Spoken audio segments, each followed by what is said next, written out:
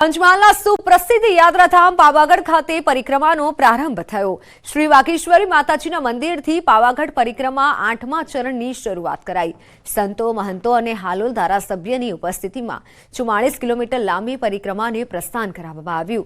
પાવાગઢ પરિક્રમા સમિતિ દ્વારા આયોજિત આ પરિક્રમામાં મોટી સંખ્યામાં લોકોએ રજીસ્ટ્રેશન કરાવ્યું હતું। પરિક્રમા માર્ગ પર આવતા તમામ મંદિરોના દર્શન કર્યા બાદ માતાજીના નિજ મંદિર ખાતે પરિક્રમાનું સમાપન થશે। લોકોએ ભક્તિભાવ સાથે પાવાગઢ પરિક્રમામાં ઉત્સાહભેર ભાગ લીધો હતો। વાઇબ્રન્ટ સમિટના બીજા દિવસે કેન્દ્રીય રોડ અને ટ્રાન્સપોર્ટ મંત્રી નીતિન ગડકરી ઉપસ્થિત રહ્યા। આ સમિટમાં નીતિન ગડકરીએ કહ્યું કે પીએમએ શરૂ કરેલ વાઇબ્રન્ટ સમિટ આજે વટવૃક્ષ બન્યું છે। તો ઈ વાહનોના વેચાણમાં છેલ્લા 2 વર્ષમાં 500 ગણો વધારો થયો છે।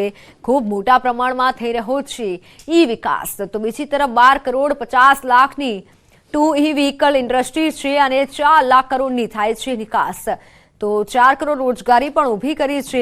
ઈ વ્હીકલમાં 25 લાખ કરોડનો ટાર્ગેટ છે અને વિશ્વમાં પ્રથમ આવવાનું છે। તો ગાંધીનગરમાં શરૂ થયેલી ડબલ ડેકર બસને પણ લઈ ખુશી વ્યક્ત કરી હતી અને ઈ લક્ઝરી બસ માર્કેટમાં આવી રહી હોવાનું પણ જણાવ્યું હતું। આ તરફ સીએમ ભૂપેન્દ્ર પટેલે પણ કહ્યું કે વર્ષ 2023માં વાઇબ્રન્ટ સમિટના રોપાયા હતા બીજ। गुजरात आज गेटवे टू ध फ्यूचर बनवा जई रह्युं छे, त्यारे ईवी क्षेत्रे पण गुजरात सौथी वधु मोखरे रहेशे। उसमें हमको ऑटो इंडस्ट्री को करीब 25 लाख करोड़ का ये टारगेट हमको पूरा करना है। हमको नंबर 1 पर पहुंचना है। Our mission, our target is to make Indian automobile industry in the world number 1 manufacturing. બદલતા વૈશ્વિક પ્રવાહોની સાથે કદમ મેળવતા વડાપ્રધાનશ્રીએ દેશવાસીઓને ગ્રીન ગ્રોથ માટે ઇલેક્ટ્રિક મોબિલિટીનો વિચાર આપ્યો અને ગ્રીન ગ્રોથ સાથે આગળ વધવા આપણી ઓટોમોટિવ ઇન્ડસ્ટ્રીઝ પણ ગ્રીન મોબિલિટીની દિશામાં ટ્રાન્સફોર્મ થઈ રહી છે। ગાંધીનગરમાં વાઇબ્રન્ટ ગુજરાત ગ્લોબલ સમિટનો બીજો દિવસ સીએમ ભૂપેન્દ્ર પટેલ અને કેન્દ્રીય મંત્રી અશ્વિની વૈષ્ણવ ઉપસ્થિત રહ્યા। કેન્દ્રીય મંત્રી અશ્વિની વૈષ્ણવનું નિવેદન, કહ્યું વર્ષ 2026માં બુલેટ ટ્રેન શરૂ થશે। સુરતથી બિલીમોરા પ્રથમ ફેઝમાં બુલેટ ટ્રેનની શરૂઆત થશે। વધુમાં કહ્યું કે વિકસિત ભારતના વિઝનનું પથ્થર ગુજરાત વાઇબ્રન્ટ સમિટ બનશે। સાથે વર્ષ 2024માં પહેલી માઇક્રો ચિપ્સ માઇક્રોન માધ્યમથી ગુજરાતમાં નીકળશે અને આ ઉપરાંત અશ્વિની વૈષ્ણવે સીએમને અનુરોધ કર્યો કે આઈઆઈટી ગાંધીનગરમાં વિદ્યાર્થીઓ માટે સેમિકન્ડક્ટરનો ટ્રેનિંગ સેન્ટર પણ ખોલવામાં આવે।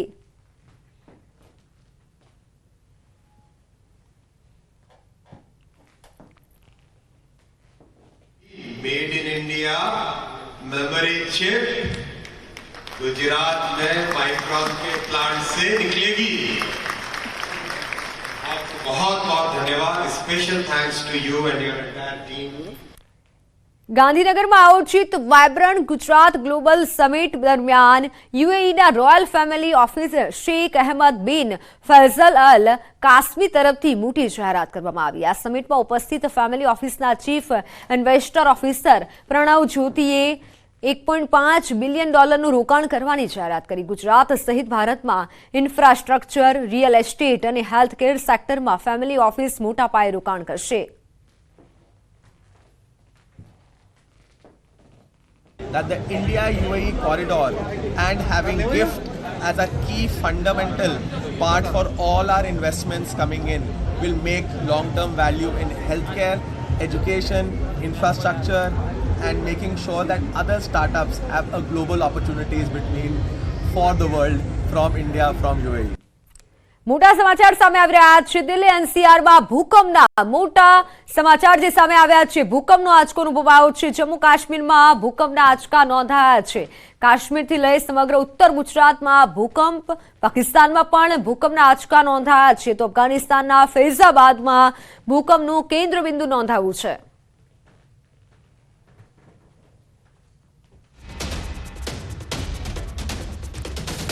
સુરત બન્યું છે દેશનું સૌથી સ્વચ્છ શહેર। દેશભરમાં વધ્યું સુરતનું ગૌરવ। સ્વચ્છતા સર્વેક્ષણમાં સુરતને પ્રથમ ક્રમાંક મળ્યો છે। સુરતને પ્રથમ ક્રમાંક મળતાની સાથે ખુશીનો માહોલ છવાયો છે। પાલિકા સ્વચ્છતા કર્મીઓને બિરદાવ્યા। પાલિકા કમિશનર અને મેયરે એવોર્ડ મેળવ્યો। સ્વચ્છતા કર્મીઓની મહેનત અંગે હવે રંગ લાવી છે. તો ગૃહ રાજ્યમંત્રી હર્ષ સંઘવીએ પણ ખુશી વ્યક્ત કરી છે.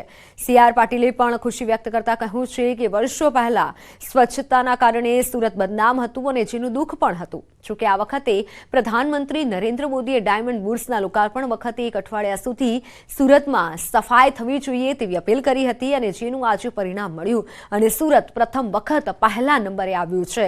આ નંબર કાયમ રહે તે માટે સૌ કોઈએ સહિયારો પ્રયાસ કરવો જોઈએ અને તે માટે પાટીલે સ્વચ્છતાની અપીલ કરી છે.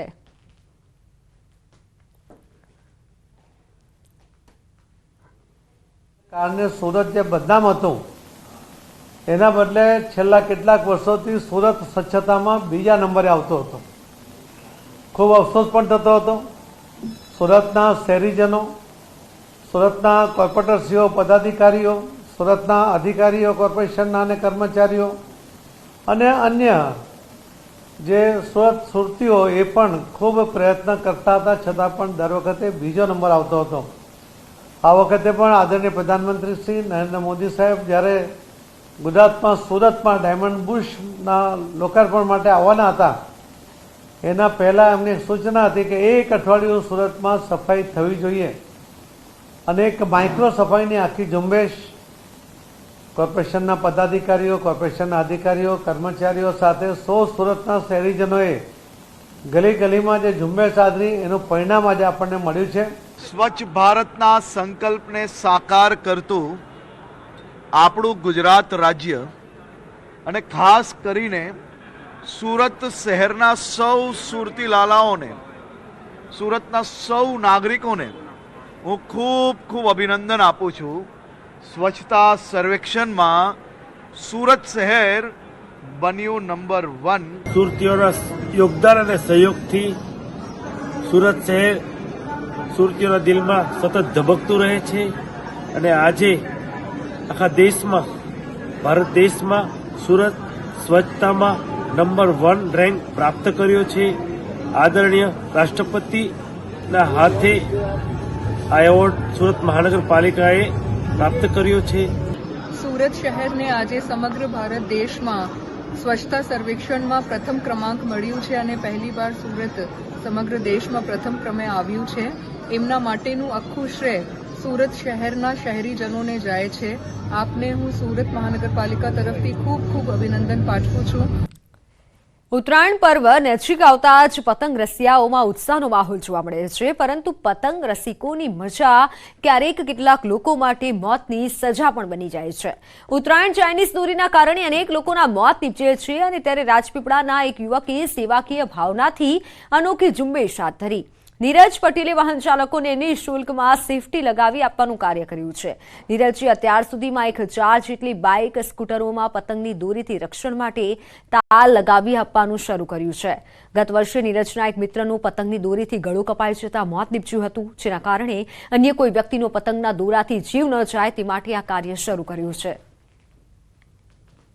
હાલ મકર સંક્રાંતિ આવી રહી છે અને આ મકર સંક્રાંતિમાં ખાસ કરીને વાત કરીએ તો જે દોરીઓથી ગળા કપાય અને મૃત્યુ થવાના અનેક કિસ્સો બન્યા છે. ત્યારે ખાસ વાત કરીએ તો જે રાજપીપળા શહેરમાં આ એક મિત્ર છે, આ મિત્રના પોતાના મિત્રને જ ગળું કપાયા બાદ જેનું મૃત્યુ થયું, ત્યારે આ મિત્ર એક પ્રેરણા લીધી છે કે કોઈ પણ વ્યક્તિનું ગળું કપાયાથી મોત ના નીપજે માટે જેઓ આજે સેફટી ગાર્ડ જે છે, સેફટી ગાર્ડ મુક્ત મફતમાં ફ્રીમાં નાખી આપે છે. એમની સાથે વાત કરીએ, કઈ રીતે આપણે પ્રેરણા મળીને શું થયું હતું ઘટના, તો જેથી આ કાર્ય આપણે કરી રહ્યા છીએ. ગત વર્ષે મારા એક મિત્રની મૃત્યુ થઈ હતી ગળું કપાવાના લીધે, તો ત્યાંથી મને એવી પ્રેરણા મળી કે હવે આપણે આ કરવું જોઈએ અને આપણે નિઃશુલ્ક કરીએ છીએ કોઈ પણ ચાર્જ વગર, કે ભાઈ આપણે જઈએ છીએ કોઈ વાર બાઇક પર અચાનક જો આવું કંઈક થઈ જાય અને એનાથી જો જીવ જાય છે તો કરવાના ઘણું ભોગવવું પડે છે ને આપણે જોયું છે વસ્તુ, તેના માટે આપણે વસ્તુ કરી રહ્યા છીએ. અત્યાર સુધીમાં કેટલા ગાર્ડ આપણે લગાવ્યા છે અને આ કેટલા વખતથી આપણે કામ કરી રહ્યા છીએ?